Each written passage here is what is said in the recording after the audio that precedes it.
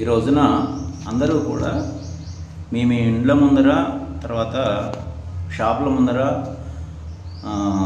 అంటే మీ ఆఫీసెస్ ఉంటే, బిజినెస్ ఉంటే ఆఫీసెస్ ముందర బూడిద గుమ్మడికాయ మార్చుకోండి. బూడిద గుమ్మడికాయ మార్చుకొని కొత్త బూడిద గుమ్మడికాయ అలంకారం చేసి కట్టుకోండి. ఈరోజు అమావాస్య కనుక ఈ రోజున బూడిద గుమ్మడికాయ మార్చుకోండి.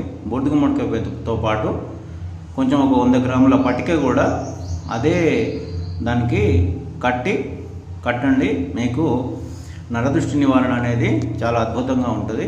ఎప్పుడైతే మనం కడుతున్నటువంటి బూడిద గుమ్మడికాయ 15 రోజులనే కుళ్ళి కింద పడిపోతుందో, రసం గారిపోతుందో, అప్పుడు ఖచ్చితంగా మన ఇంటికి నరదృష్టి బాగా ఉన్నట్టు అర్థం. అందుకోసము మీరు సాధ్యమైనంత వరకు ప్రతి అమావాస్యకు మార్చండి. ఈ రోజున శనివారము, అమావాస్యతో కొట్టుకున్నటువంటి శనివారం కనుక చాలా అద్భుతమైనటువంటి రోజు. ఈ రోజున మీరు బూడిద గుమ్మడికాయను రీప్లేస్ చేయండి, చాలా మంచి ఫలితాలు ఇస్తాయి.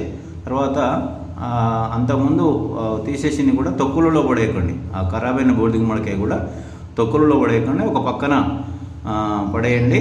ప్రవహించే నీళ్ళలో వేసినా సరే, లేదా మన ఇంట్లోనే ఒక పక్కకు, చెట్టు పక్కకు వేసేస్తే దానికి కూడా బలము ఒక పక్కకు వేసేసేయండి. అంతేగాని తొక్కులకు వేయకండి. అందరికీ పరమేశ్వరుని ఆశీస్సులు.